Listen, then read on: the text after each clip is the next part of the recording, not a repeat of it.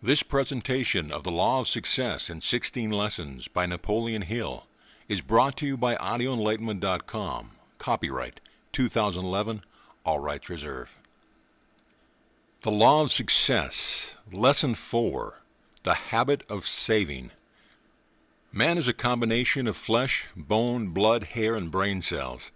These are the building materials out of which he shapes, through the law of habit, his own personality.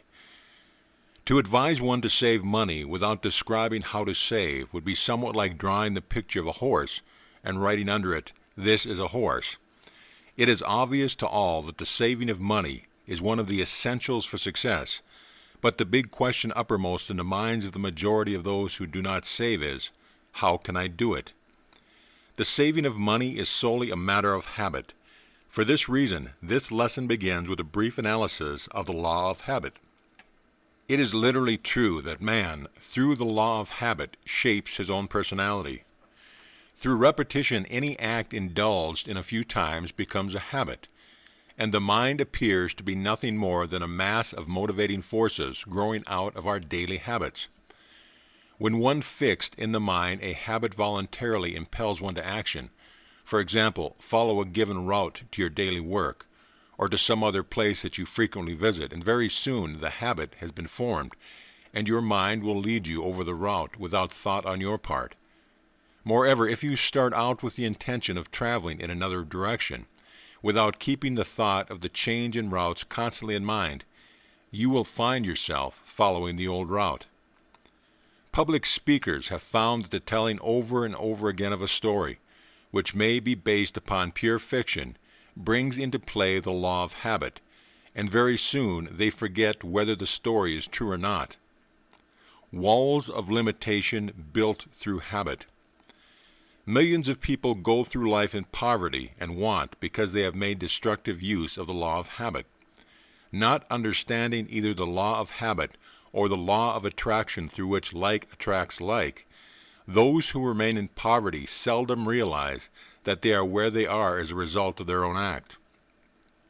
Fix in your mind the thought that your ability is limited to a given earning capacity, and you will never earn more than that, because the law of habit will set up a definite limitation of the amount you can earn. Your subconscious mind will accept this limitation, and very soon you will feel yourself slipping, until finally you will become so hedged in by your fear of poverty, which is one of the 6 basic fears, that opportunity will no longer knock at your door. Your doom will be sealed, your fate fixed. Formation of the habit of saving does not mean that you shall limit your earning capacity. It means just the opposite, that you shall apply this law so that it not only conserves that which you earn in a systematic manner, but it also places you in the way of a greater opportunity and gives you the vision, the self-confidence, the imagination, the enthusiasm, the initiative and leadership actually to increase your earning capacity. Stating this great law in another way, when you thoroughly understand the law of habit, you may ensure yourself success in the great game of money-making by playing both ends of that game against the middle. You proceed in this manner. First, through the law of definite chief aim, you set up in your mind an accurate, definite description of that which you want, including the amount of money you intend to earn. Your subconscious mind takes over this picture which you have created and uses it as a blueprint, chart, or map by which to mold your thoughts and actions into practical plans for attaining the object of your chief aim or purpose. Through the law of habit, you keep the object of your definite chief aim fixed in your mind, in the manner described in Lesson 2, until it becomes firmly and permanently implanted there. This practice will destroy the poverty conscious and set up in its place a prosperity consciousness. You will actually begin to demand prosperity. You will begin to expect it. You will begin to prepare yourself to receive it and to use it wisely, thus paving the way or setting the stage for the development of the habit of saving. Secondly, Having in this manner increased your earning power, you will make further use of the law of habit by provision in your written statement of your chief definite aim for saving a definite proportion of all the money you earn. Therefore, as your earning increases, your savings will, likewise, increase in proportion. By ever urging yourself on and demanding of yourself increased earning power on the one hand, and by systematically laying aside a definite amount of all your earnings on the other hand, you will soon reach the point at which you have removed all imaginary limitations from your own mind, and you will then be well started on the road towards financial independence. Nothing could be more practical or more easily accomplished than this. Reverse the operation of the law of habit by setting up in your mind the fear of poverty, and very soon this fear will reduce your earning capacity until you will be barely able to earn sufficient money to take care of your actual necessities. The publishers of newspapers could create a panic in a week's time by filling their columns with news items concerning the actual business failures of the country. Despite the fact that but few businesses compared to the total number in existence actually failed. The so-called crime waves are very largely the products of sensational journalism. A single murder case, when exploited by the headlines of the country through scare headlines, is sufficient to start a regular wave of similar crimes in various localities. Following the repetition in the daily papers of the Hickman murder story, similar cases began to be reported from other parts of the country. We are the victims of our habits, no matter who we are or what may be our life calling. Any idea that is deliberately fixed in the mind, or any idea that is permitted to sit itself in the mind as a result of suggestion, environment, the influence of associates, etc., is sure to cause us to indulge in acts which conform to the nature of the idea. Form the habit of thinking and talking of prosperity and abundance, and very soon material evidence of these will begin to manifest itself in the nature of wider opportunity and new and unexpected opportunity. Like attracts like. If you are in business and have formed the habit of talking and thinking about business being bad, business will be bad. One pessimist, providing he is permitted to continue his destructive influence long enough, can destroy the work of a half a dozen competent men, and he will do it by setting adrift in the minds of his associates the thought of poverty and failure. Don't be this type of man or woman. One of the most successful bankers in the state of Illinois has this sign hanging in his private office. We talk and think only of abundance here. If you have a tale of woe, please keep it, as we do not want it. No business firm wants the services of a pessimist, and those who understand the law of attraction and the law of habit will no more tolerate the pessimist than they would permit a burglar to roam around their place of business, for the reason that one such person will destroy the usefulness of those around him. In tens of thousands of homes, the general topic of conversation is poverty and want, and that is just what they are getting. They think of poverty, they talk of poverty, they accept poverty as their lot in life. They reason that because their ancestors were poor before them, they also must remain poor. The poverty consciousness is formed as the result of the habit of thinking of and fearing poverty. Lo, the thing I feared has come upon me. The slavery of debt. Debt is a merciless master, a fatal enemy of the saving habit. Poverty alone is sufficient to kill off ambition, destroy self-confidence, and destroy hope. But add to it the burden of debt, and all who are victims of these two cruel taskmasters are practically doomed to failure. No man can do his best work, no man can express himself in terms that command respect. No man can either create or carry out a definite purpose in life with heavy debt hanging over his head. The man who is bound in the slavery of debt is just as helpless as the slave who is bound by ignorance or by actual chains. The author has a very close friend whose income is $1,000 a month. His wife loves society and tries to make a $20,000 showing on a $12,000 income, with the result that this poor fella is usually about $8,000 in debt. Every member of his family has the spending habit, having acquired this from the mother. The children, 2 girls and 1 boy, are now at the age when they are thinking of going to college. But this is impossible because of the father's debt. The result is dissension between the family and his children, which makes the entire family unhappy and miserable. It is a terrible thing even to think of going through life like a prisoner in chains, bound down and owned by somebody else on account of debts. The accumulation of debts is a habit. It starts in a small way and grows to enormous proportions slowly, step by step, until finally it takes charge of one's very own soul. Thousands of young men start their married lives with unnecessary debts hanging over their heads and never manage to get out from under the load. After the novelty of marriage begins to wear off, as it usually does, the married couple begin to feel the embarrassment of want, and this feeling grows until it leads oftentimes to open dissatisfaction with one another, and eventually to the divorce court. A man who is bound by the slavery of debt has no time or inclination to set up or work out ideals, with the result that he drifts downward with time, until he eventually begins to set up limitations in his own mind. And by these he hedges himself behind prison walls of fear and doubt from which he can never escape.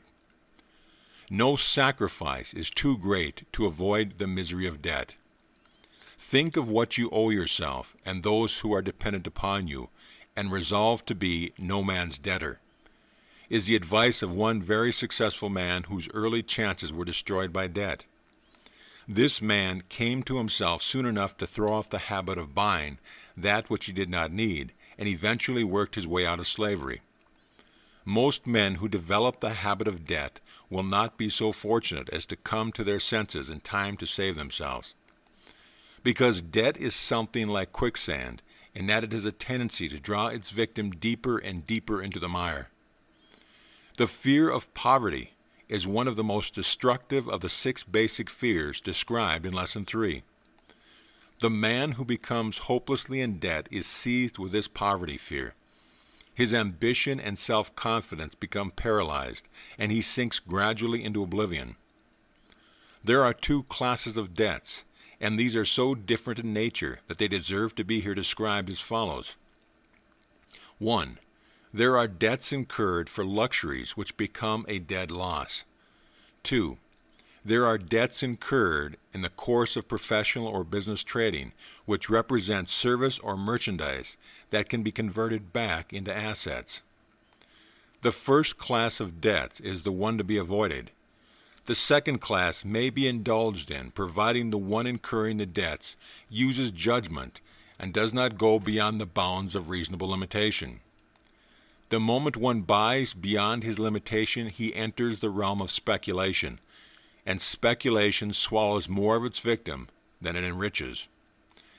Practically all people who live beyond their means are tempted to speculate with the hope that they may recoup, at a single turn of a wheel of fortune, so to speak, their entire indebtedness. The wheel generally stops at the wrong place, and far from finding themselves out of debt, some people indulged in speculation are bound more closely as slaves of debt.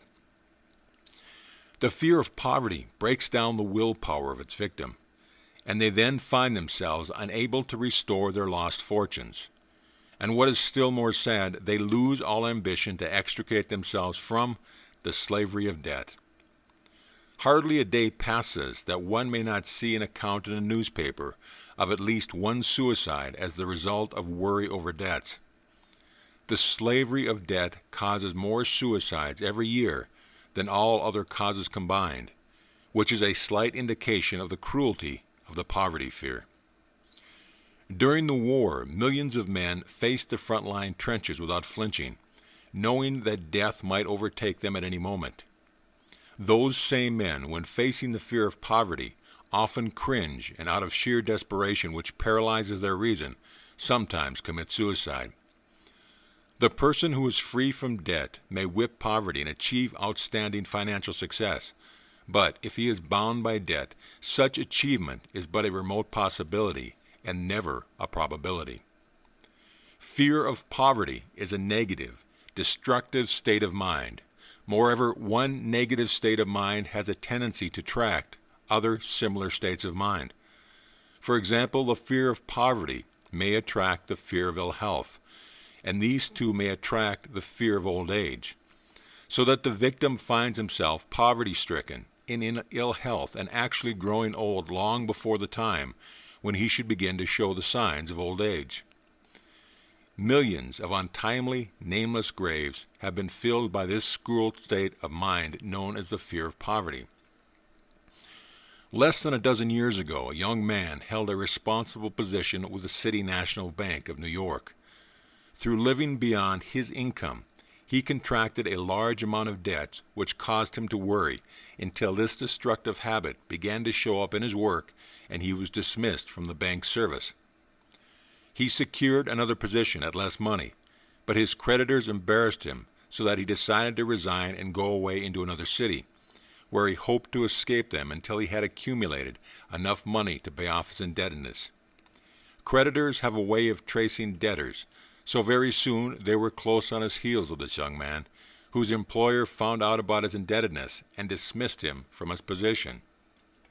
He then searched in vain for employment for 2 months. One cold night he went to the top of one of the tall buildings on Broadway and jumped off. Debt again had claimed another victim. How to master the fear of poverty? To whip the fear of poverty, one must take 2 very definite steps. Providing one is in debt, first quit the habit of buying on credit, and follow this by gradually paying off the debts that you have already incurred. Being free from the worry of indebtedness, you are ready to revamp the habits of your mind and redirect your course towards prosperity. Adopt as a part of your definite chief aim the habit of saving a regular proportion of your income, even if this be more than a penny a day. Very soon this habit will begin to lay hold of your mind, and you will actually get joy out of saving. Any habit may be discontinued by building in its place some other and more desirable habit. The spending habit must be replaced by the saving habit by all who attain financial independence.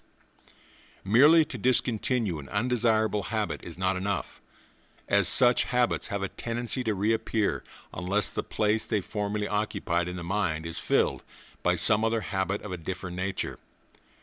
The discontinuance of a habit leaves a hole in the mind, and this hole must be filled up with some other form of habit, or the old one will return and claim its place. Throughout this course, many psychological formulas, which the student has been requested to memorize and practice, have been described. You will find such a formula in Lesson 3, the object of which is to develop self-confidence. These formulas may be assimilated so they become a part of your mental machinery through the law of habit, if you will follow the instructions for their use which accompany each of them. It is assumed that you are striving to attain financial independence. The accumulation of money is not difficult after you have once mastered the fear of poverty and developed in its place the habit of saving. The author of this course would be greatly disappointed to know that any student of the course got the impression from anything in this or any of the other lessons that success is measured by dollars alone.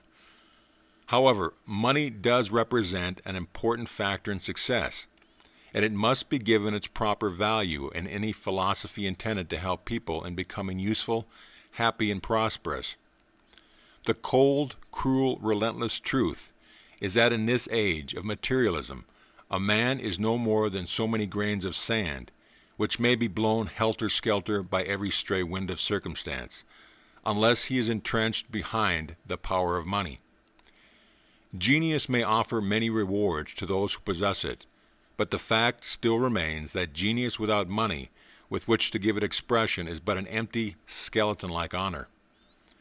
The man without money is at the mercy of the man who has it, and this goes regardless of the amount of ability he may possess, the training he has had, or the native genius with which he is gifted by nature.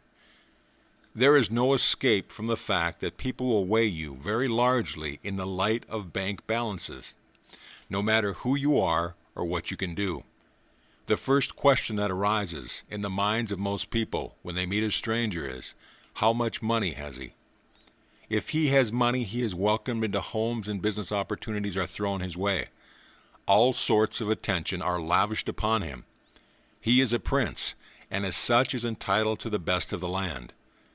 But if his shoes are run down at the heels, his clothes are not pressed, his collar is dirty, and he shows plainly the signs of impoverished finances, woe be his lot. For the passing crowd will step on his toes and blow the smoke of disrespect in his face. These are not pretty statements, but they have one virtue. They are true. This tendency to judge people by the money they have, or their power to control money, is not confined to any one class of people. We all have a touch of it, whether we recognize the fact or not.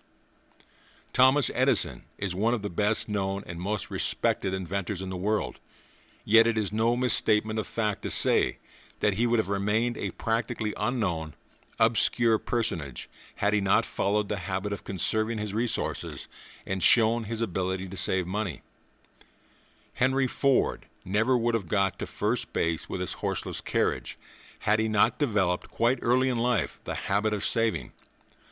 Moreover, had Mr. Ford not conserved his resources and hedged himself beyond their power, he would have been swallowed up by his competitors or those who covetously desired to take his business away from him long, long years ago. Many a man has gone a very long way toward success only to stumble and fall, never again to rise, because of lack of money and timeness of emergency. The mortality rate in business each year, due to lack of reserve capital for emergencies, is stupendous. To this one cause are due more of the business failures than to all other causes combined. Reserve funds are essential in the successful operation of business. Likewise, savings accounts are essential to success on the part of individuals. Without a savings fund, the individual suffers in two ways. First, by the inability to seize opportunities that come only to the person with some ready cash, and second, by embarrassment due to some unexpected emergency calling for cash. It might be said also that the individual suffers in still a third respect by not developing the habit of saving, through lack of certain other qualities essential for success which grow out of the practice of the habit of savings. The nickels, dimes, and pennies which the average person allows to slip through his fingers would, if systematically saved and properly put to work, eventually bring financial independence. Through the courtesy of a prominent building and loan association, the following table has been compiled, showing what a monthly saving of $5, $10, $25, or $50 will amount to at the end of 10 years. These figures are startling when one comes to consider the fact that the average person spends from $5 to $50 a month for useless merchandise or so-called entertainment. The making and saving of money is a science, yet the rules by which money is accumulated are so simple that anyone may follow them. The main prerequisite is a willingness to subordinate the present to the future by eliminating unnecessary expenditures for luxuries. A young man who was earning only $20 a week as a chauffeur for a prominent New York banker was induced by his employer to keep an accurate account of every cent he spent for 1 week. The following is an itemized list of his expenses: cigarettes, chewing gum, soda fountains, cigars, movie shows, shaves, newspapers, shoe shines, board and room, money on hand, $20. These figures tell a tragic story which might as well apply to the thousands of other people as to the young man who kept his account. His actual savings out of the $20 was only 53 cents. He spent $7.47 for items, every one of which could have been greatly reduced, and most of which could have been eliminated entirely. In fact, by shaving himself and shining his own shoes, he could have saved every cent of the $7.50. Now turn to the table made by the Building and Loan Association and observe what the saving of $7.50 a week would amount to. Suppose the amount this man actually saved had been only $25 a month. This saving would have increased to the snug sum of $5,000 by the end of the first 10 years. The young man in question was 21 years old at the time he kept his expense account. By the time he reached the age of 31 years, he could have had a substantial amount in the bank had he saved $25 a month. And this saving would have brought him many opportunities that would have led directly to financial independence. Some who are short-sighted, pseudo-philosophers are fond of pointing to the fact that no one can become rich merely by saving a few dollars a week. This may be true enough as far as the reasoning goes, which is not very far, but the other side of the story is that the savings of even a small sum of money places one in a position where oftentimes this small sum may enable one to take advantage of business opportunities which lead directly and quite rapidly to financial independence. The foregoing table, showing what a savings of $5 a month will amount to at the end of 10 years, should be copied and pasted on your mirror, where it will stare you in the face every morning when you get up and every night as you retire, providing you have not already acquired the habit of systematic savings of money. This table should be reproduced in letters and figures an inch tall and placed on the walls of every public school throughout the land, where it might serve as a constant reminder to all school children of the value of saving money.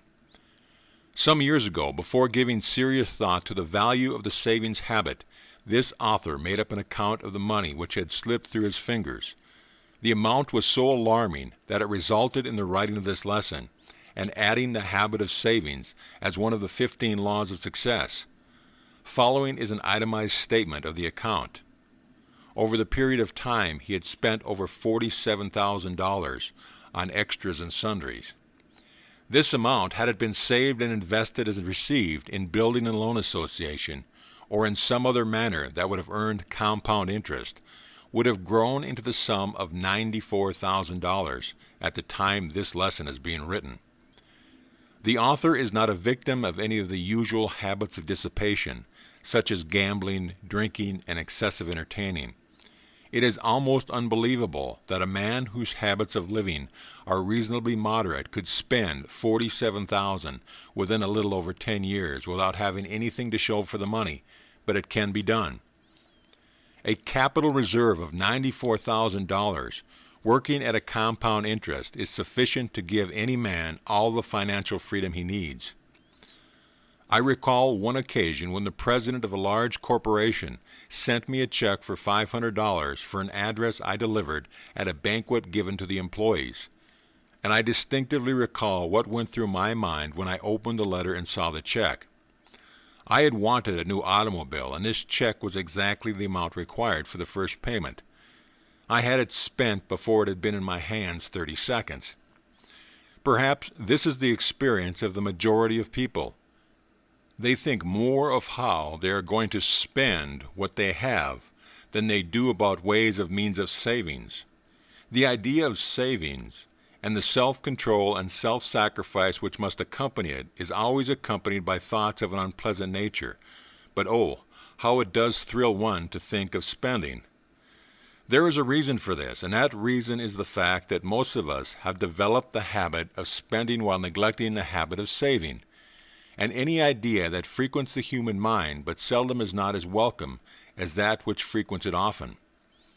In truth, the habit of saving can be made as fascinating as the habit of spending, but not until it has become a regular, well-grounded, systematic habit. We like to do that which is often repeated, which is but another way of stating what the scientists have discovered, that we are victims of our habits. The habit of saving money requires more force of character than most people have developed, for the reason that saving means self-denial and sacrifice of amusements and pleasure in scores of different ways. For this very reason, one who develops the savings habit acquires, at the same time, many of the other needed habits which lead to success, especially self-control, self-confidence, courage, poise, and freedom from fear. How much would one person save? The first question that will arise is, how much should I save? The answer cannot be given in a few words, for the amount one should save depends upon many conditions, some of which may be within one's control and some of which may not. Generally speaking, a man who works for salary should apportion his income about as follows: savings account 20%, living, clothes, food and shelter 50%, education 10%, recreation 10%, life insurance 10%, for a total of 100%. The following, however, indicates the approximate distribution which the average man actually makes of his income. Savings account, nothing. Living, clothes, food and shelter, 60%. Education, 0%. Recreation, 35%. Life insurance, 5%, with a total of 100%. Under the item of recreation is included, of course, many expenditures that do not really recreate, such as money spent for alcoholic drinks, dinner parties, and other similar items which may actually serve to undermine one's health and destroy character. An experienced analyst of men has stated that he could tell very accurately by examining a man's monthly budget what sort of life the man is living. Moreover, that he will get most of his information from the one item of recreation. This, then, is an item to be watched as carefully as the greenhouse keeper watches the thermometer, which controls the life and death of his plants. Those who keep budget accounts often include an item called entertainment, which in a majority of cases turns out to be an evil because it depletes the income heavily, and when carried to excess depletes also the health. We are living right now in an age when the item of entertainment is altogether too high in most budget allowances. Tens of thousands of people who earn not more than $50 a week are spending as much as 1/3 of their income for what they call entertainment, which comes in a bottle with a questionable label on it at anywhere from $6 to $12 a quart. Not only are these unwise people wasting the money that should go into a savings fund, but of far greater danger, they are destroying both character and health. Nothing in this lesson is intended as a preachment or morality, or on any other subject. We are here dealing with cold facts, which to a large extent constitute the building materials out of which success may be created. However, this is an appropriate place to state some facts, which have such a direct bearing on the subject of achieving success that they cannot be omitted without weakening this entire course in general, and this lesson in particular. The author of this course is not a reformer. Neither is he a preacher on morals, as this field of useful endeavor is quite well covered by others who are able workers. What is here stated, therefore, is intended as a necessary part of the course of philosophy, whose purpose is to mark a safe road over which one may travel to honorable achievement. During the year 1926, the author was in partnership with the late Don R. Mellett, who was at that time the publisher of the Canton Daily News. Mr. Mellett became interested in the law of success philosophy because it offered, as he believed, sound counsel to young men and young women who really wished to get ahead in life. Through the pages of the Daily News, Mr. Mellett was conducting a fierce battle against the underworld forces of Canton. With the aid of detectives and investigators, some of whom were supplied by the governor of Ohio, Mr. Mellett and the author gathered accurate data concerning the way most of the people in Canton were living.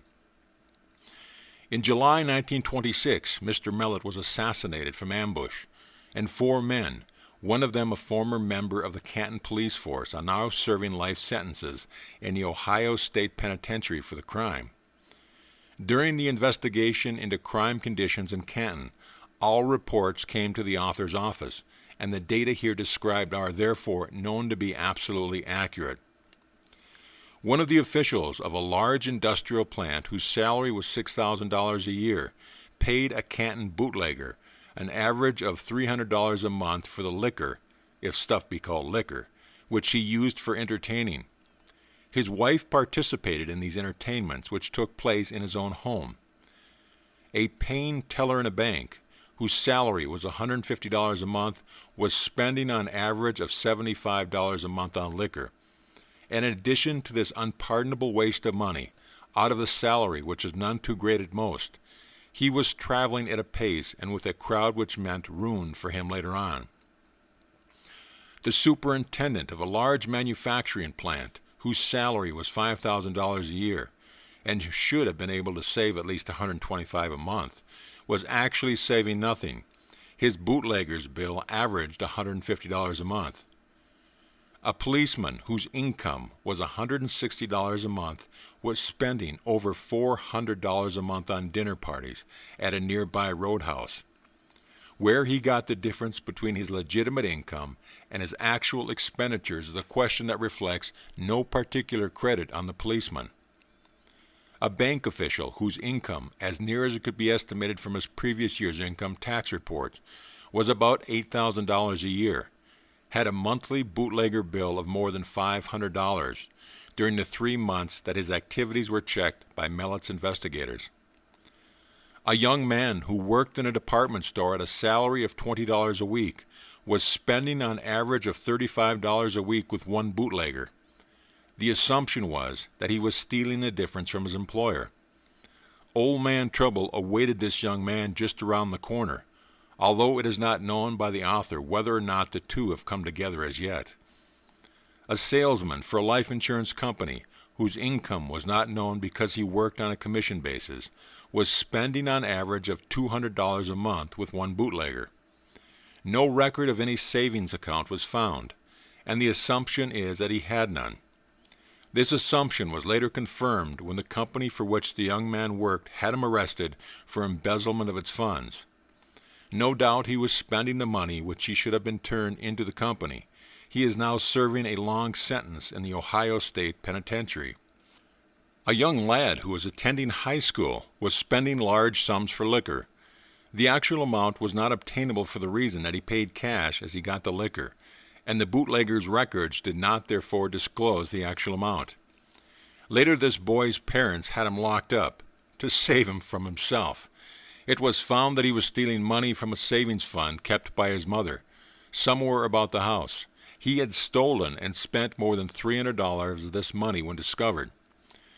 This author conducted a lecture bureau in 41 high schools, where he lectured once a month during the entire school season. The principals of these high schools stated that less than 2% of the students showed any tendency towards saving money, and an examination through the aid of a questionnaire prepared for that purpose disclosed the fact that only 5% of the students, out of a total of 11,000 of the high school aged, believed that the savings habit was one of the essentials for success. It is no wonder the rich are becoming richer and the poor are becoming poorer. Call this a socialistic statement if you please, but the fact bears out its accuracy. It is not difficult for any man to become rich in a country of spendthrifts such as these, where millions of people spend every cent that comes into their possession. Many years ago, before the present wave of mania for spending spread over the country, F.W. Woolworth devised a very simple method of catching the nickels and dimes that millions of people throw away for trash, and his system netted him over $100 million in a few years' time. Woolworth has died, but his system of saving nickels and dimes continues, and his estate is growing bigger and bigger.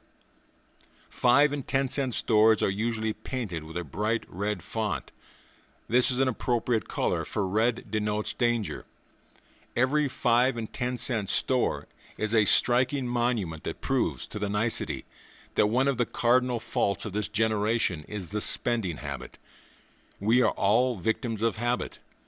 Unfortunately for most of us, we are reared by parents who have no conception whatsoever of the psychology of habit, and without being aware of their fault, most parents aid and abet their offsprings in the development of the spending habit by overindulgence with spending money and by lack of training in the habit of saving.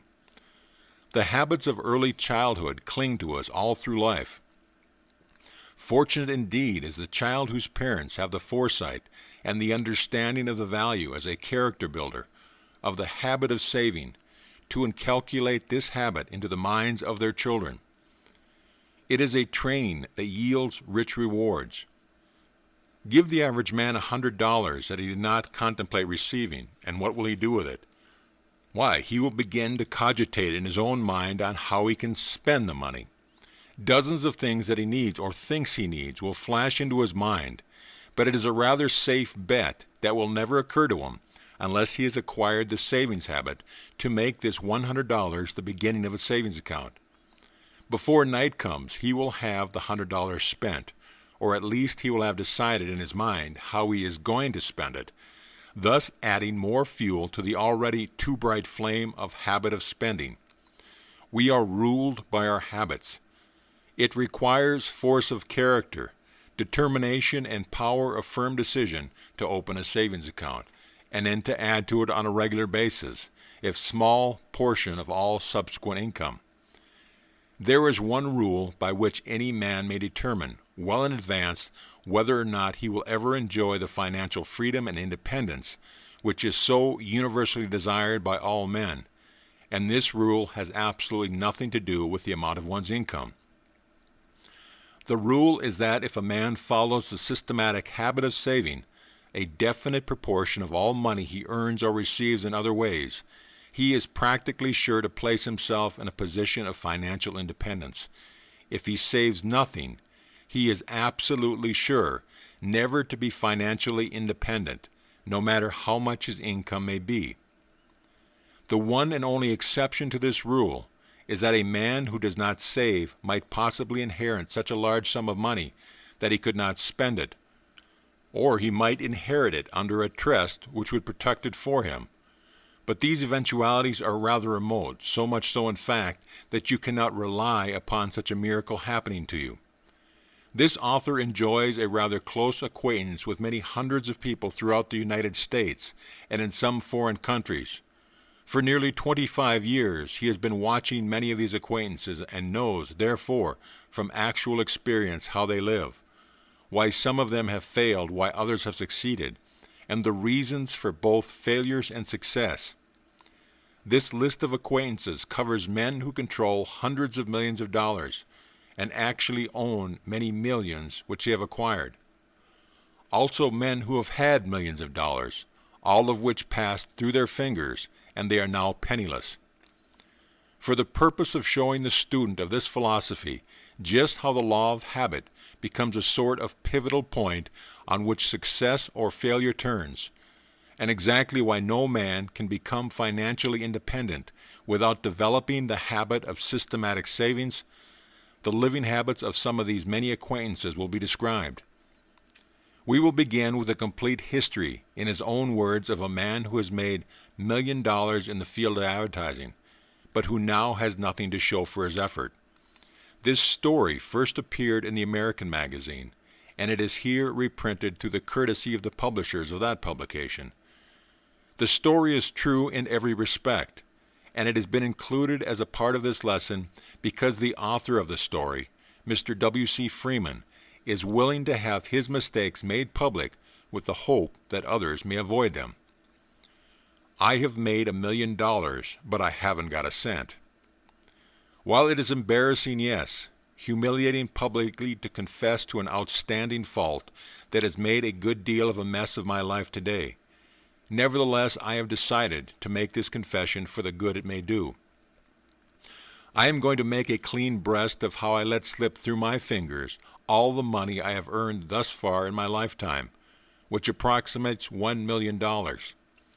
This amount I made through my work in the field of advertising, except a few $1,000s I earned up to 25 years of age by teaching in country schools and by writing newsletters to some country weeklies and daily newspapers.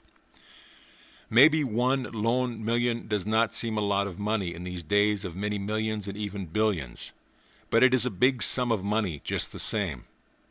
If there are any who think to the contrary, let them count $1 million. I tried to figure out the other night how long it would take to do so. I found I could count an average of 100 a minute. On this basis, it would take me 20 days of 8-hour days each, plus 6 hours and 40 minutes on the 21st day to do the stunt. I doubt very much if you or I were given an assignment to count $1,000,000 bills upon the promise that all of them would be ours at the end of the time, that we could complete it. It would probably drive us mad, and a lot of use the money would be to us then, wouldn't it? Let me say at the outset of my story that I do not regret, not for 1 minute, that I spent 90% of the money I made. To wish any of this 90% back at this time would make me feel that I would have denied much happiness to my family and to many others. My only regret is that I spent all of my money, and besides, if I had today the 10% I could have saved easily, I would have had $100,000 safely invested and no debts. If I had this money, I would feel really and truly that I was rich, and I mean just this, for I have never had a desire to accumulate money for money's sake. Those school teaching and newspaper correspondence days of mine brought some cares and responsibilities, but they were met optimistically. I married at the age of 21, with the full approval of parents on both sides, who believed thoroughly in the doctrine preached by Henry Ward Beecher, that early marriages are virtuous marriages. Just 1 month and 1 day after I was married, my father met a tragic death. He was suffocated by coal gas. Having been an educator all his life, and one of the best, he had not accumulated any money.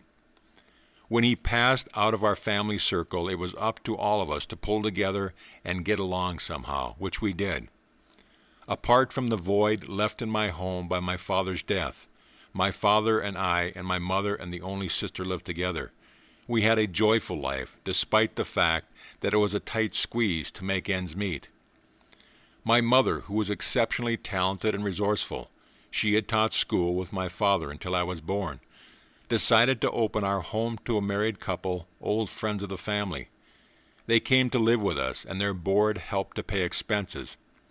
My mother was known far and wide for the wonderful meals she served. Later on, 2 well-to-do women, friends of the family, were taken into our home, thus increasing our revenue.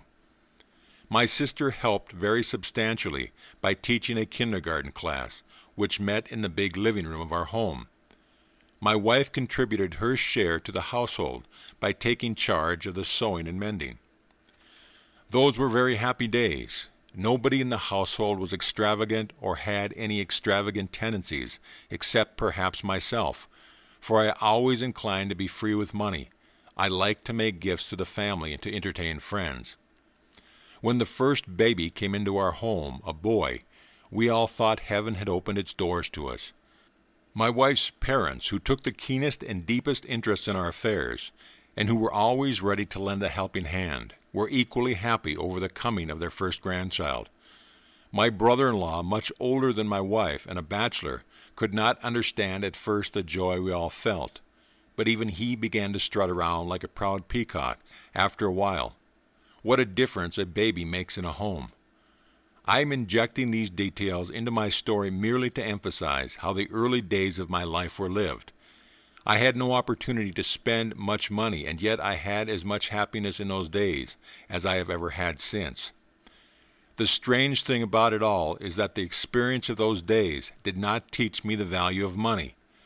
If anybody ever had a practical lesson to guide him in his future, I certainly had it. But let me tell you how this early experience affected me. The birth of my son inspired me to do something that would make more money than I was getting at teaching school and in writing for newspapers. I did not want my wife, mother, and sister to feel that they would have to continue indefinitely to do their part in sustaining the household. Why should a fellow, big and strong and healthy, as I have always been, and with a reasonable amount of ability, be content to remain a spoke in the wheel? Why shouldn't I be the whole wheel, as far as providing for the family was concerned? Following my desire to make more money, I took on the selling of books in addition to teaching and writing for some newspapers. This earned for me quite a little extra money. Finally, I gave up teaching and concentrated on selling books and writing for the newspapers. My book selling took me to Bridgeton, New Jersey. It was here that I got my first real start in big money. I had to be away from home a great deal to do this work, but the sacrifice was worthwhile. I earned enough money in a few weeks to send more money home than I had contributed to the household in any year from my school teaching and the newspaper correspondence. After combing the territory in the Bridgestone zone, I became interested in a newspaper in that city, the Morning Star. It seemed to me that the editor and publisher of this paper needed a helper. I called on him and told him so. He said, "Heavens, young man, how can I hire you? I am not earning enough money to pay my own living." "That's just it," said I. "I believe together we can make the Star a success. I'll tell you what I'll do. I'll work for you for 1 week for $1 a day. At the end of the week, if I have made good, I'll expect you to pay me $3 a day for the second week. And then, if I continue to do well, I'll expect you to pay me $6 a day for the third week. And we'll continue from there until the paper makes enough money to pay me $50 a week." The owner agreed to my proposition. At the end of 2 months, I was being paid $50 a week, which in those days was considered a big salary. I began to feel that I was well on my way toward making money, but all I wanted was to make my family more comfortable. $50 a week was just 4 times as much as I had made teaching school. My job on the Star embraced editorial writing, not very brilliant, reporting, just ordinary, the writing and selling of advertisements, fairly successful, proofreading, bill collecting, and so forth. It kept me humping 6 days a week, but I could stand it, for I was strong and healthy, and besides, the work was very interesting. I also contributed correspondence to the New York Sun, Philadelphia Record, and the Trenton Times, which brought me in an average of $150 a month, for this was a good news territory. I learned a lesson on the Star which eventually shaped the course of my life. I found out that there is a great deal more money to be earned by selling advertising than in writing for them. Advertising brings grist to the mill. I put over one advertising stunt on the Star, a write-up on the South Jersey oyster industry, paid for by the oystermen, that brought in $3,000 cash, which the publisher divided with me 50-50. I had never seen so much money at one time in all my life. Think of it, $1,500, 25% more than I had made in 2 years of school teaching and odd tasks. Did I save this money or any part of it? I did not. What was the use? I could do so much with it to make my wife, boy, mother, and sister happy that I let it go far easier than I had made it. But would it not have been a fine thing if I had put this money away for a rainy day? My work in Bridgestone attracted the attention of Sam Hudson, New Jersey correspondent of the Philadelphia Record, who was a shining example of that type of newspaperman whose greatest pleasure in life is doing things for others. Sam told me that it was time for me to get located in a big city. He thought I had it in me to make good. He said he would get me a job in Philadelphia. He did, and I moved with my wife and baby to Germantown. I was given charge of the advertising department of the Germantown Gazette, a weekly newspaper. At the start, I did not make as much money as I had earned in Bridgestone, because I had a chance to give up my newspaper correspondence. The news for this section was covered by other correspondents, but very soon I was making 25% more money. The Gazette increased its size 3 times to accommodate its advertising, and each time I received a very substantial increase in salary. In addition to this, I was given a job to gather social news for the Sunday edition of the Philadelphia Press. Bradford Merrill, managing editor of that newspaper, now a very important New York newspaper executive, assigned me a big territory to cover. This kept me busy every night in the week except Saturdays. I was paid $5 a column, but I averaged 7 columns every Sunday, which made me $35 a week extra. It was more money for me to spend, and I spent it. I did not know anything about budgeting my expenses. I just let it go as it came. I did not have time, or thought I hadn't, to watch my step in spending. A year later, I was invited to join the advertising staff of the Philadelphia Press, a big opportunity for a young man, for I got wonderful training under the management of William McLean, now the owner of the Philadelphia Evening Bulletin. I still retained my job as gatherer of social news, so my income was just about the same as that I'd been working in Germantown. But before long, my work attracted the attention of James Elverson Sr., publisher of the old Saturday Night and Golden Days, who had just purchased the Philadelphia Inquirer. I was offered and accepted the advertising management of this newspaper. This meant a big increase in my income. And soon afterward there came a happy increase in my family, the birth of my daughter. Then I was able to do what I'd longed to do since the birth of my son. I got the family together again under one roof. My wife had 2 babies, my mother and sister. At last I was able to relieve my mother of any cares or responsibilities, and never again did she either of us as long as she lived. She died in her 81st year, 25 years after my father's death. I shall never forget her last words to me. "Will, you have never caused me a moment's worry since you were born, and I could not have had more than you have given me had I been the Queen of England." I was making at this time 4 times more money than my father had made us as superintendent of public schools in my hometown of Phillipsburg, New Jersey. All the money, however, passed out of my pockets as easily as water flows through a sieve. Expenses increased with every increase in my income, which is the habit, I suppose, with most people. There was no sane reason, though, for letting my expenses go beyond my income, which it did.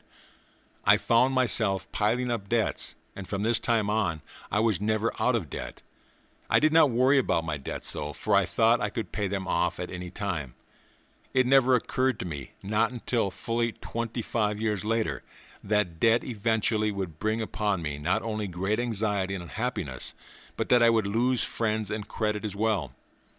But I must pat myself on the back for one thing. I was giving full rein to my big fault, spending money as fast as I made it, often faster, but I never shirked my work. I was always trying to find more things to do, and I always found them. I spent very little time with my family. I would go home to dinner every night and romp with the babies until their bedtime. Then I would return to the office and often work again. So the years went by. Another daughter arrived. Presently I wanted my daughters to have a pony and a cart, and I wanted my son to have a riding horse. Then I thought I needed a team to take me around the family, driving them to a closed coop or an open trap. I got them all. Instead of one horse and a carryall, or perhaps a team, which would have been sufficient for our needs and something we could have afforded, I had to have a stable, with all that goes with it. This outfit cost me nearly 1/4 of my annual income. Then I took up golf. This was in my 41st year. I went on my play the same as I went on my work, put my whole heart into it. I learned to play pretty well. My son and elder daughter played with me, and they learned to play well too. It was necessary that my younger daughter should spend the winter in the South and summers in the Adirondacks. But instead of her mother going with her alone, I felt it would be fine if the son and other daughter went along with them. This arrangement was carried out. They went to Pinehurst, North Carolina, every winter, and to expensive resorts in the Adirondacks or in New Hampshire in the summer. All this took a great deal of money. My son and elder daughter were keen about golf and spent a lot of money on it. I also dispersed quite a little on golf courses around New York. Between the 3 of us, we won 80 prizes, most of which are now in storage. I sat down one day and calculated what these prizes had cost me. I discovered that each trophy had cost $250, or a total of $45,000 over the period of 15 years, an average of $3,000 a year. Ridiculous, wasn't it? I entertained lavishly at my home. Montclair folks thought I was a millionaire. I frequently invited groups of businessmen to have a day of golf at the club, and then to have dinner with me in the eve. They would have been satisfied with a plain home dinner, but no, I must serve them an elaborate affair staged by a famous caterer. These dinners never cost less than $10 a plate, which did not include the money spent for music while they were dining. I had a quartet come to the house. Our dining room comfortably seated 20 people, and it was filled to capacity many times. It was all very lovely, and I was glad to be their host. In fact, I was very happy over it. I never stopped to think how rapidly I was piling up debts. The day came when they began to bother me a lot. I had entertained so many guests at the golf club one month, paying for luncheons, cigars, and green fees, that my bill was $450. This attracted the attention of the directors of the club, who were all good friends of mine and very much interested in my welfare. They made it their business to tell me that I was spending entirely too much money, and they wished for my sake that I could check my expenses. This gave me a bit of a jolt. It made me think seriously long enough to get rid of my horses and traps, at a big sacrifice, of course. I gave up our home and moved back to the city, but I did not leave any unpaid bills in Montclair. I borrowed the money to pay them. It was always easy for me to get all the money I wanted, despite my well-known financial shortcomings. Here are two sidelights of my experience during my flaring 40s. Besides spending money foolishly and perhaps recklessly, I loaned it with equal abandon. In cleaning out my desk at home before moving to the city, I looked over a package of due bills, the total of which was over $40,000. That was money handed out to just anybody who came along. I tore them all up, but I realized that if I had that money in hand, I wouldn't owe a dollar. One of the prosperous businessmen I had entertained many times, and who in turn had entertained me, said to me, "Billy, I've got to stop going on outings with you. You spend entirely too much money for me. I can't keep up with you." Think of that coming from a man who was making more money than I was. It should have struck home, but it didn't. I went on spending just the same, and I foolishly thinking that I was having a good time and with no thought of the future. This man is now one of the vice presidents of one of New York's greatest financial institutions, and is reported to be worth many millions of dollars. I should have taken his advice. In the fall of 1908, after my disastrous experience of 6 months in another line of business, following my resignation from the Hearst organization, I resumed newspaper work as advertising manager of the New York Evening Mail. I had known Henry Stoddard, editor and owner, back in the Philadelphia days when he was a political correspondent for the press. Despite the fact that I was bothered by debts, I did my best work of my life on the Evening Mail, and made more money during the 5 years I was associated with it than I had ever made before. Moreover, Mr. Stoddard gave me the privilege of syndicating advertising talks, which ran in his papers for 1,000 consecutive publication days, and earned for me more than $55,000. Mr. Stoddard was very generous in many other ways, and frequently paid me special sums of money for doing what he considered unusual things in the way of developing business. During this period, I was so deeply in debt that in order to keep things moving as smoothly as possible, but without retrenching in the slightest way in my expenses, I borrowed money from Peter to pay Paul, and from Paul to pay Peter. That item of $55,000 earned from syndicating advertising talks would have more than paid all my debts and left a nice nest egg besides, but all of it was spent as easily as though I hadn't a care in the world. In 1915, I went on my own in the advertising business. From that time until the spring of 1922, my fees ran into very big figures. I was still making more money than I ever did, and it was spending it just as fast as I made it, until finally my friends got tired of making me loans. If I had shown the slightest inclination to curb my expenses to the extent of only 10%, these wonderful men would have been willing to divide 50-50 with me, letting me pay them 55% of it and save 5%. They did not care so much about the return of the money they had loaned me as they wanted to see me pull myself together. The crash in my affairs came 5 years ago. Two friends who had stood by me loyally became impatient and told me frankly that I needed a drastic lesson. They gave it to me all right. I was forced into bankruptcy, which nearly broke my heart. I felt that every person I knew was pointing the finger of scorn at me. This was very foolish. While there was comment, it was not at all unfriendly. It was expressive of keen regret that a man who had attained so much prestige in his profession and had earned so much money should be allowing himself to get into financial difficulties. Proud and sensitive to the core, I felt the disgrace of bankruptcy so keenly that I decided to go to Florida, where I had once done a special piece of work for a client. It seemed to me to be the coming El Dorado. I figured that maybe I could make sufficient money in a few years so that I could return to New York, not only with the competency, but with enough to pay all my debts in full. For a time it looked as though I would realize this ambition, but I was caught in the big real estate collapse. So here I am back in the old town where I once had big earning power and hundreds of friends and well-wishers. It has been a strange experience. One thing is certain, I have learned my lesson at last. I feel sure that opportunities will come my way to redeem myself, and that my earning power will be restored once again to me. And when that time comes, I know that I shall be able to live as well as I did before, on 40% of my income. Then I shall divide the remaining 60% into two parts, setting aside 30% to pay my creditors and 30% for insurance and savings. If I allowed myself to feel depressed over my past, or filled my mind with worries, I would not be capable of carrying on the fight to redeem myself. Besides, I would be ungrateful to my Maker for having endowed me with wonderful health all my life. Is there any other greater blessing? I would be ungrateful to the memory of my parents, whose splendid training has kept me anchored pretty safely in moral standards. Slipping from moral moorings is infinitely more serious in the end than slipping from the thrift standard. I would lack appreciation of the encouragement and support I have had in generous measures from hundreds of businessmen and to many good friends who helped me build a fine reputation in my profession. These memories are the sunshine of my life, and I shall use them to pave the way to my future achievements.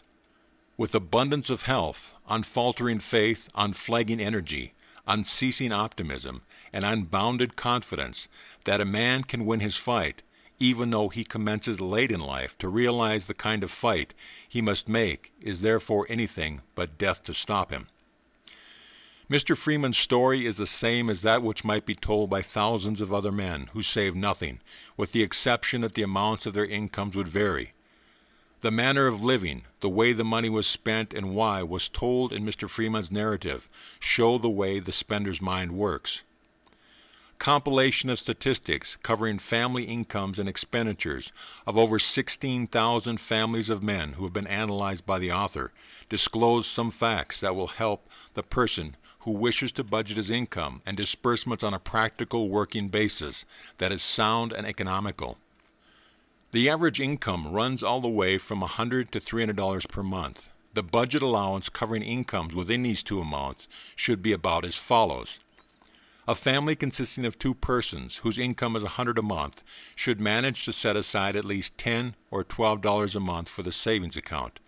The cost of shelter or rent should not exceed $25 to $30. Food costs should average about $25 to $30.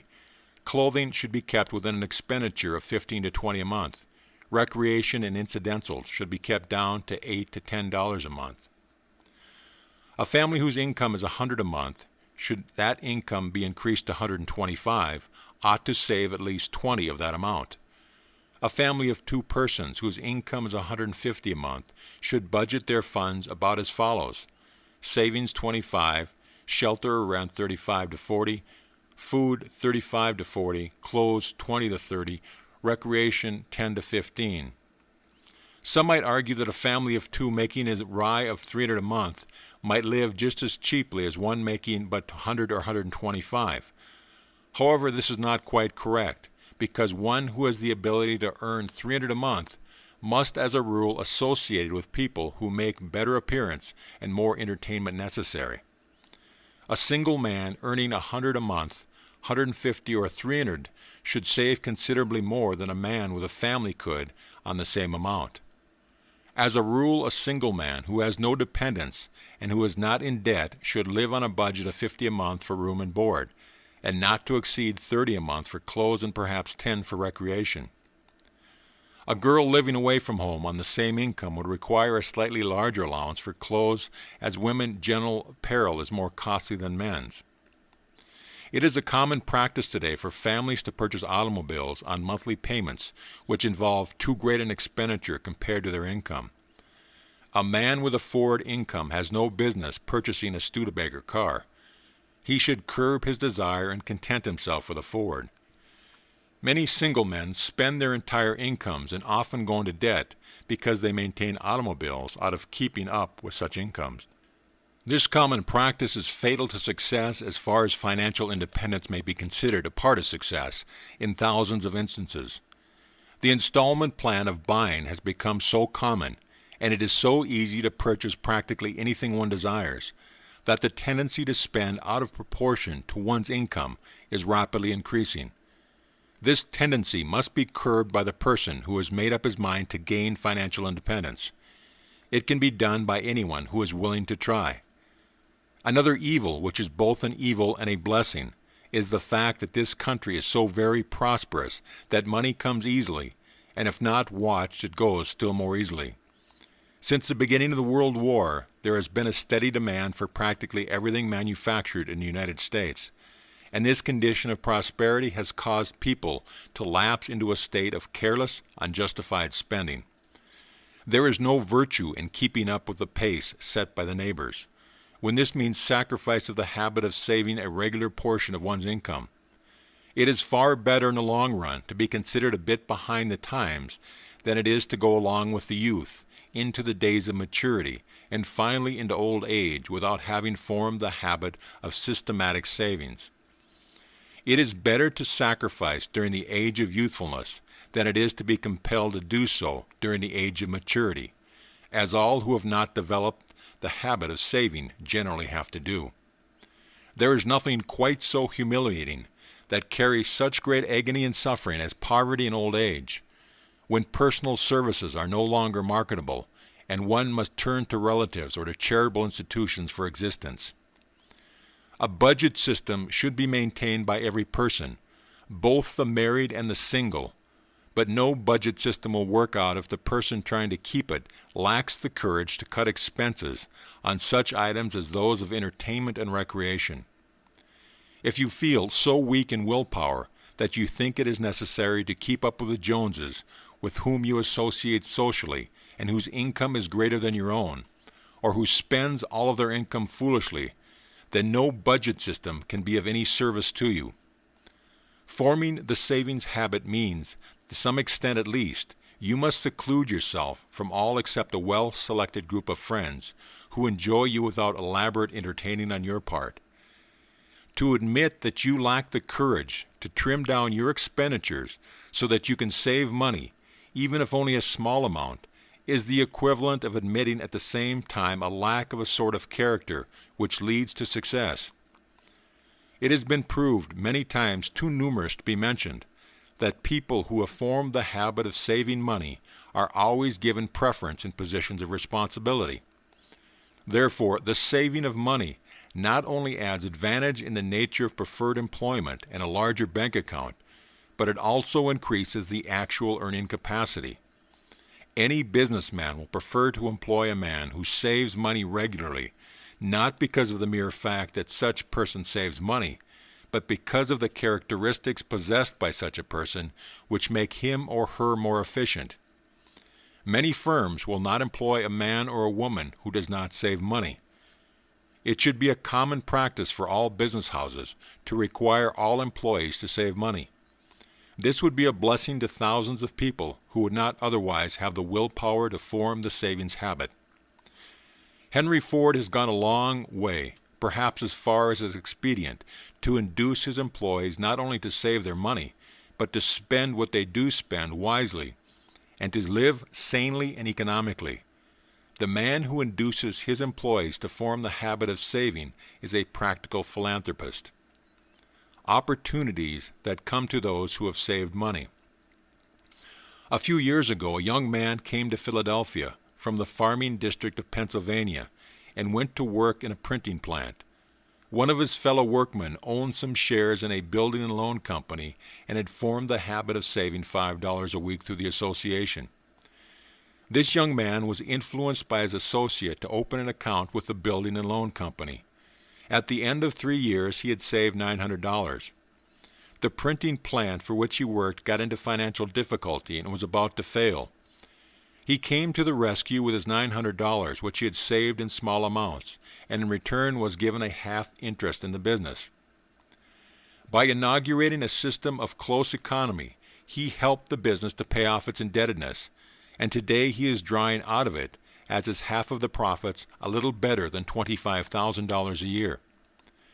This opportunity never would have come, or if it had, he would not have been prepared to embrace it had he not formed the habit of saving money. When the Ford automobile was perfected during the early days of its existence, Henry Ford needed capital to promote the manufacture and sale of his product. He turned to a few friends who had saved up a few $1,000s, one of whom was Senator Couzens. These friends came to his rescue, put in a few $1,000s with him, and later drew out millions of dollars in profits. When Woolworth first started his 5 and 10 cent store plan, he had no capital, but he turned to a few friends who had saved, by the closest sort of economy and great sacrifice, a few $1,000s. These friends staked him, and later they were paid back hundreds of thousands of dollars in profit. Van Heusen, of soft collar fame, conceived the idea of producing a semi-soft collar for men. His idea was sound, but he had not a cent to promote it. He turned to a few friends who had only a few $100s, who gave him a start, and the collar made each of them wealthy. The men who started the El Producto cigar business had but little capital, and what they did have was money that they had saved from their small earnings as cigar makers. They had a good idea and knew how to make a good cigar, but the idea had died a bornin had they not saved a little money. With their meager savings, they launched a cigar, and a few years later they sold out their business to the American Tobacco Company for $8 million. Back of practically every great fortune one may find, as its beginning, a well-developed habit of saving money. John D. Rockefeller was an ordinary bookkeeper. He conceived the idea of developing the oil business, which was then not even considered a business. He needed capital, and because he had developed the habit of saving, and had thereby proved that he could conserve the funds of other people, he had no difficulty in borrowing what money he needed. It may be truthfully stated that the real basis of the Rockefeller fortune is the habit of saving money, which Mr. Rockefeller developed while working as a bookkeeper at a salary of $40 a month. James Hill was a poor young man, working as a telegrapher at a salary of $30 a month. He conceived the idea of the Great Northern Railway system, but his idea was out of proportion to his ability to finance. However, he had formed the habit of saving money, and on the meager salary of $30 a month had saved enough to enable him to pay his expenses on a trip to Chicago, where he interested capitalists in financing his plan. The fact that he himself had saved money on a small salary was considered good evidence that he would be a safe man to trust with other people's money. Most businessmen will not trust another man with their money unless he has demonstrated his ability to take care of his own and use it wisely. The test, while it is often embarrassing to those who have not formed the habit of saving, is a very practical one. A young man who worked in a printing plant in the city of Chicago wanted to open a small print shop and go into business for himself. He went to a printing supply house manager and made known his wants, saying he desired credit for a printing press and some type and other small equipment. The first question asked by the manager was, "Have you saved any money of your own?" He had. Out of his salary of $30 a week, he had saved $15 a week regularly for nearly 4 years. He got the credit he wanted. Later on, he got more credit, until today he has built up one of the most successful printing plants in the city of Chicago.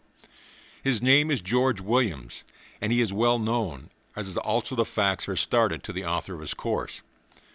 Many years after this incident, the author of this course became acquainted with Mr. Williams, and at the end of the war in 1918, the author went to Mr. Williams and asked for credit accounting to many thousands of dollars for the purpose of publishing the Golden Rule magazine. The first question asked was, "Have you formed the habit of saving money?" Despite the fact that all the money I had saved was lost in the war, the mere fact that I had actually formed the savings habit was a real basis on which I got credit for upwards of $30,000. There are opportunities on every corner, but they exist only for those who have ready money or who can command money because they have formed the habit of saving and develop the other characteristics which go with the formation of savings habit, known by the general term of character. The late J.P. Morgan once said he would rather loan $1 million to a man of sound character who had formed the habit of saving money than he would $1,000 to a man without character who is a spendthrift. Generally speaking, this is the attitude which the world takes towards all men who save money. It often happens that a small savings account of no more than a few $100s is sufficient to start one on the highway to financial independence. A few years ago, a young inventor invented a household article which was unique and practical. He was handicapped, as inventors so often are, because he did not have the money to market his invention. Moreover, not having formed the savings habit, he found it impossible to borrow money through banking sources. His roommate was a young machinist who had saved $200. He came to the inventor's aid with a small sum of money and had enough of the articles manufactured to give them a start. They went out and sold from house to house the first supply, then came back and had another supply made up, and so on, until they had accumulated, thanks to the thrift and savings ability of the roommate, a capital of $1,000. With this, plus some credit they secured, they bought the tools for manufacturing their own product. The young machinist sold his half interest in the business 6 years later for $250,000. He never would have handled this much money during his entire life had he not formed the habit of saving, which enabled him to come to the rescue of his inventor friend. This case might be multiplied 1,000 times with but slight variation to the details, as it is fairly descriptive of the beginnings of many great fortunes that have been made and are now in the making in the United States. It may seem like a sad, cruel fact, but it is a fact nonetheless, that if you have no money and have not developed the habit of saving, you are out of luck, as far as availing yourself of the opportunity to make money is concerned. It can do more harm to repeat. In fact, it should be repeated over and over again, that the real start of nearly all fortunes, whether great or small, is the formation of the habit of saving money. Get this basic principle firmly planted in your mind, and you will be well on your road toward financial independence. It is a sad sight to see a man, well along in years, who has sentenced himself to the wearisome treadmill of hard labor all the days of his life because he has neglected forming the habit of saving money. Yet there are millions of such men living in the United States alone today. The greatest thing in life is freedom. There can be no real freedom without a reasonable degree of financial independence. It is a terrible thing to be compelled to be at a certain place, at a certain task, perhaps a task which one does not like, for a certain number of hours every working day of the week, for a whole lifetime. In some ways, this is the same as being in prison, since one's choice of action is always limited. It is really no better than being in prison with the privilege of a trustee, and in some ways it is even worse because the man who is imprisoned has escaped the responsibility of providing a place to sleep, something to eat, and clothes to wear. The only hope of escape from this lifelong toil which curtails freedom is to form the habit of saving money, and then live up to that habit, no matter how much sacrifice it may require. There is no other way out of millions for people. And unless you are one of the rare exceptions, this lesson and all these statements of fact are meant for you and apply to you. Verse: neither a borrower nor a lender be, for loan oft losses both itself and friend, and borrowing dulls the edge of husbandry. This above all, to thine own self be true, and it must follow as the night the day. Thou cannot nay thee false to any man. Shakespeare. End of Lesson 4.